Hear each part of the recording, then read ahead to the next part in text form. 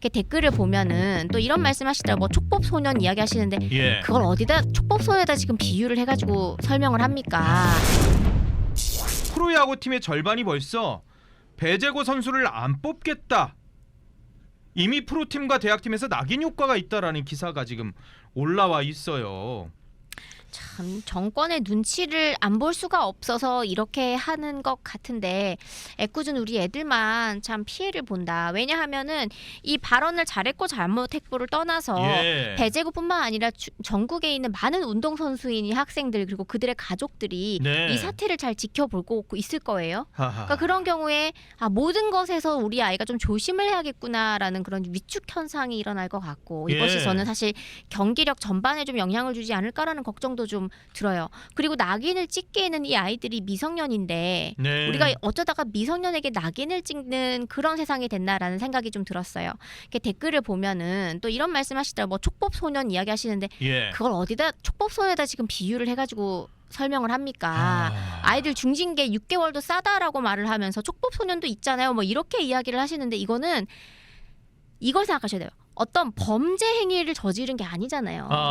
그리고 아이들이 5.18에 대해서 얼마나 알고 있겠습니까? 그러니까 저도 5.18에 대한 기억이 없어요. 왜냐하면 고향도 저는 영남 지역이고 예. 그리고 주변에 이 5.18에 대해서 겪었다 뭐 하는 분들이 좀 없고 그렇기 때문에 예.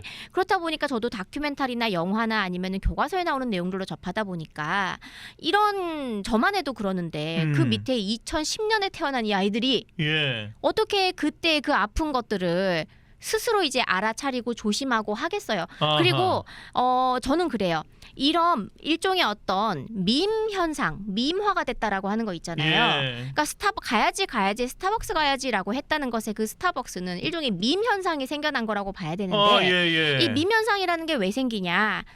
설명을 전혀 시켜주지 않고 그냥 이틀막을 하는 거예요. 그럼 이게 어떻게 발산이 되느냐? 풍자와 해악으로 발산이 됩니다.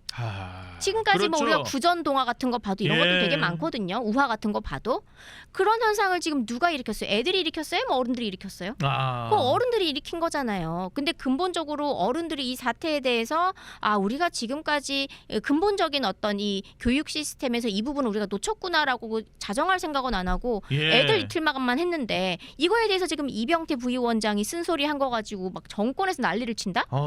계속해서 2030 싫어할 집만 골라 하는 거고 민주당에서 얼마 전에 2030은 왜 민주당에서 멀어졌나 이런 주제로 토론을 했더라고요. 그래요? 네, 했어요. 오. 그러니까 자기들도 걱정은 되는 거예요. 예. 근데 아무리 토론을 100만 번을 해도 이런 일 한번 터지면요. 2030은 절대 민주당 좋아하지 않습니다. 그리고 이게 또 절차적으로 문제가 있는 게요. 지금 이 구호를 이제 주도한 사람이 한두 명이에요. 한두 명이에요. 그러더라고요. 그러니까 전체 나머지 아이들은 정확하게 이 구호를 했는지 아닌지 모릅니다. 그러니까 한마디로 이제 통으로 지금 싸잡아서 이렇게 하는 건데 네. 이게 과연 맞느냐? 민주 이제 사회에서 형법을 적용할 때는 책임이 명확해야 돼요. 누가 언제 어디서 어떤 말을 했다 이게 명확하게 확인된 다음에 처벌할 수 있는 건데 이렇게 그 자리에 너 있었지? 라는 그걸로 해서 전부 다 묶고 산다. 전부를. 이게 연좌제가 뭐가 다릅니까? 그렇죠. 형평성이 없어요. 그렇죠. 가장 미개한 법체계가 옛날에 연좌제였었어요. 본인이 지은 죄가 아닌데 아는 사람 또는 친족 또는 친구가 했다 가지고 같이 엮어서 처벌한 거 아닙니까? 그게 굉장히 뭐라 해야 되죠? 미개하다. 미개하다라고 이제 평가를 받아가지고 이게 없어졌는데 지금 21세기 대명천지에 대한민국에서 18살 고등학생을 대상으로 이런 연좌제를 적용한다? 그것도 마녀 사냥식의 분위기 속에서 이 아이들의 인생을 너무 가볍게 여기고 이 아이들 인생 몇 명쯤 몇 명인지 정확히 모르겠지만 이 전부 다 통으로 싹 다 인생을 조져도 된다라는 그런 거는요. 사회가 이건 거대한 폭력을 행사한 거다. 이렇게 이제 말할 수밖에 없고요. 예를 들어서 한 학생이 이런 게 실제 있었습니다. 야구부 이제 유망주였는데 그 친구가 학폭에 얽혀 있었다고 그러더라고요. 학교에서 왜 좀 깡패 주먹하는 애들. 그러니까 야구 선생님 몸이 좋고 운동도 잘하잖아요. 그러니까 거기에 어울린 거예요. 그러면서 다른 학생 괴롭힐 때 같이 참여를 했다는 거예요. 그게 확인이 돼가지고 이 친구가 나중에 프로에서 방출된 적이 있어요. 그다음 성범죄를 했다든가 이런 것들. 이런 건 명확하지 않습니까? 자기가 언제 어디서 못던 죄를 지었기 때문에 처벌된다. 그럼 방출된다라고 되는데 이건 그게 아니에요. 여러 번 몰려있는 상태에서 누가 어떤 말을 했는지 정확하게 구분이 안 된 상태에서 하는 것은 굉장히 민주적인 절차에도 맞지 않다 말씀드립니다. 이병태 부위원장이 했던 얘기들 5.18이 성역이 됐다. 북한의 모습이다. 서울 한복판에서 김일성 만세를 외쳐도 허용돼야 한다. 일부 뭐 지우기도 한 표현도 있긴 하지만 5.18 정신에 대해서 뭐 누구도 부인하지 않을 겁니다. 뭐 헌법에 넣으려고 했던 시도도 있었고요. 상당히 온 국민이 아파하는 뼈아픈 일이지요. 그리고 그 정신에 대해서 계승해야 될 일이기도 할 겁니다. 그러면은 좀 다른 층이긴 하지만 또 다른 희생된 사건들 4.3 사건이나 아니면 또 여순이나 아니면 우리가 이 독재 시대 때 했었던 민주화 운동들이나 그로 인한 희생이나 이런 것들의 가치도 생각해 볼 필요도 있지 않을까 라는 것들을 아마 이 이병태 부위원장은 좀 생각하고 싶었지 않았나라는 생각이 들기도 해요.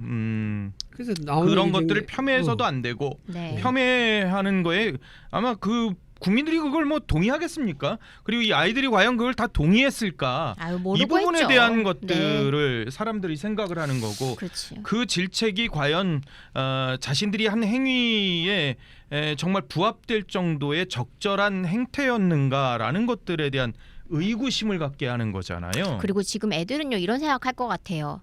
처음에는 내가 정말 잘못했나 보다. 큰일 났다. 네. 그 다음 날은 엄마 아빠 앞에서 눈물 뚝뚝 흘리면서 엄마 이제 내 인생 어떡해요? 라고 생각할 그쵸. 거예요. 예. 그리고 2, 3일 정도 지나면서 이 세상 돌아가는 걸 보면요. 이제 억한 심정이 막 스물스물 올라옵니다.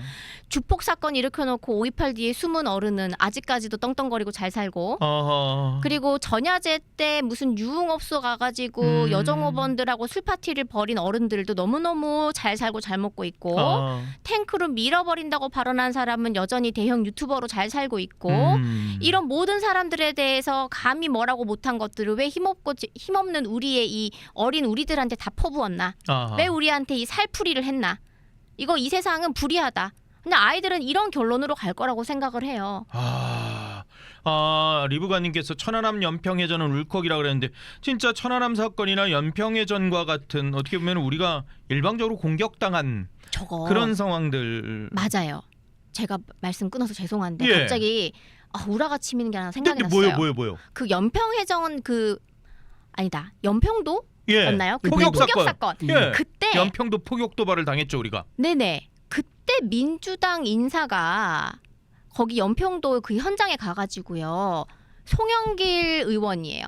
그때 가가지고 이 소주병 하나가 그 현장에 있었는데 그거를 집어 들면서 이게 진짜 폭탄주지 그랬어요. 폭탄 주다. 네. 예? 폭탄이 터진 그 자리에 있는 소주병이라 해가지고. 네네. 그래요? 그런 적이 있었나?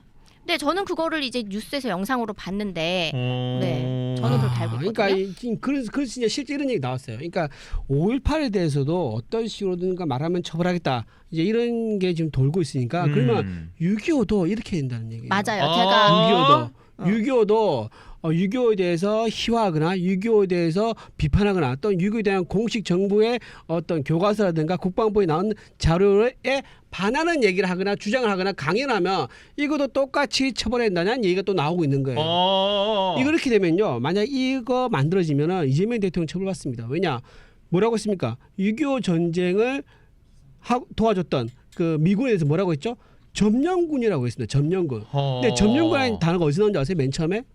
그게 러시아에 있으니까 소련은 자기 스스로를 뭐라면 해방군이라고 부르고 예. 미군이 와서 우리를 도와줬지 않습니까? 그때 한국 정부를 예. 한국 정부를 도와준 미군에 대해서는 점령군이라고 불렀어요. 북한도 나중에 그렇게 부르죠. 자 이렇게 불렀기 때문에 이재명 대통령이 바로 처벌 바로 받는 그런 대상이 될 수 있는 거예요.